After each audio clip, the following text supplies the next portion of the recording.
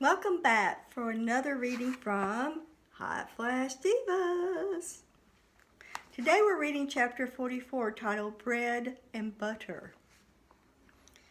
It was with exquisite relief that I pulled into my garage. I waved goodbye to Nathan and lowered the door. Shaking like a palm frond in a thunderstorm, I exited the car and tried to put the key in the deadbolt to enter my kitchen. My hand wasn't steady enough. I could hear Buffy whining on the other side. I put down my loaf of bread, two-handed the key into the lock, and opened the door. Buffy performed her happy dance as I retrieved my bread and placed it on the kitchen table. I patted her while I walked over to open her dog door. She pushed out. I could hear her barking as the doorbell rang. Damn, I didn't want to let Nathan in my house. I was still quivering from the adrenaline rush. I'd had enough of men for one night. I turned on the porch light, peeked to make sure it wasn't Kent, and opened the door. Nathan winked. I thought you were going to leave me out here. Would you like a cup of chamomile tea and to sample my bread? His eyes lit up. Let me get mine out of the car and we can try them both. He left to retrieve his loaf. I plugged in the electric tea kettle I'd bought for Kat's visits. Pulling a large cutting board from a bottom cabinet, I plunked it on the counter. I rummaged through a drawer looking for a particular knife. Frustrated, I glanced up and saw it.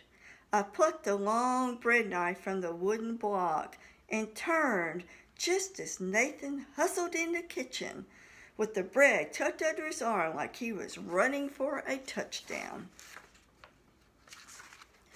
Whoa! His eyes were round as saucers as he backpedaled. Confused, I followed the trajectory of his gaze. I was brandishing a lethal-looking knife. Whoops! I placed the knife on the counter next to the board and backed away. My hands held palms up. Would you slice the bread, please? I can't cut a straight slice to save my life. I'd like a thin slice of both.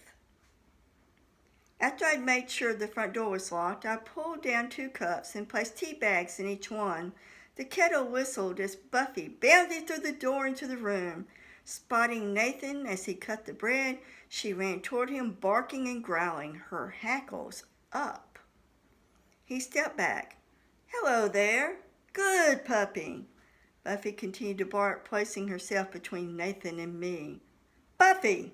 She ignored me. I picked her up and walked past Nathan. She tried to snap at him as I passed.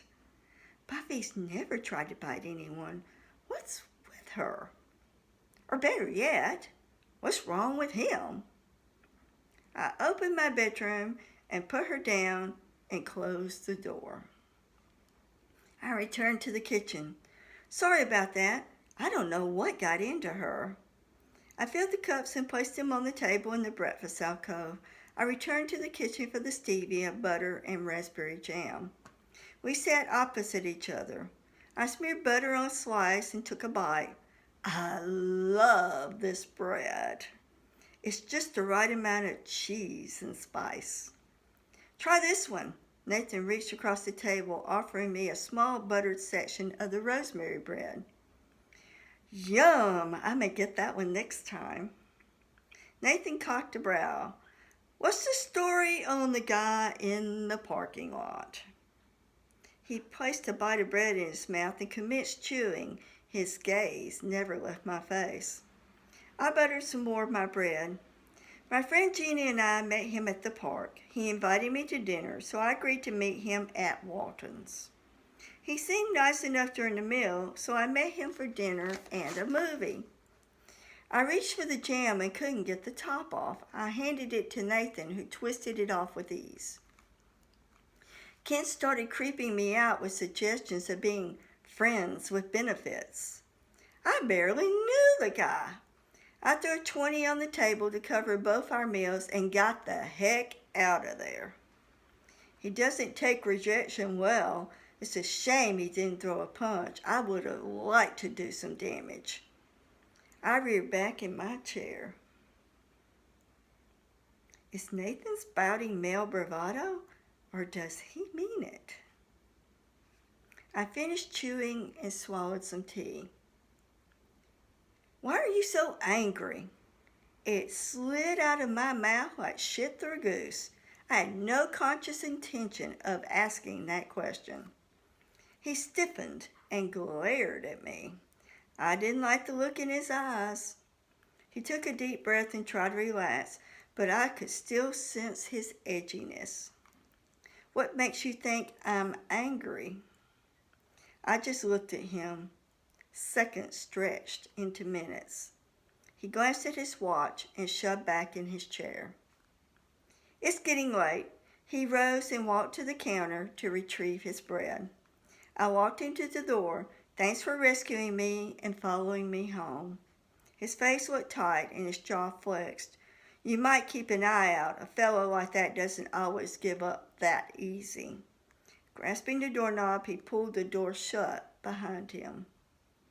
After sliding the deadbolt into place, I waited until I felt he had driven away before I turned off the porch light. I returned to the bedroom and released Buffy. She shot from the room and ran around sniffing the floor wherever Nathan had walked, her sides quivering with the effort. It's okay, Buffy. He's gone, probably for good. I texted Gina, home safe. She texted back, good, me too. I cleaned up the kitchen and wondered if I'd hear from Nathan again.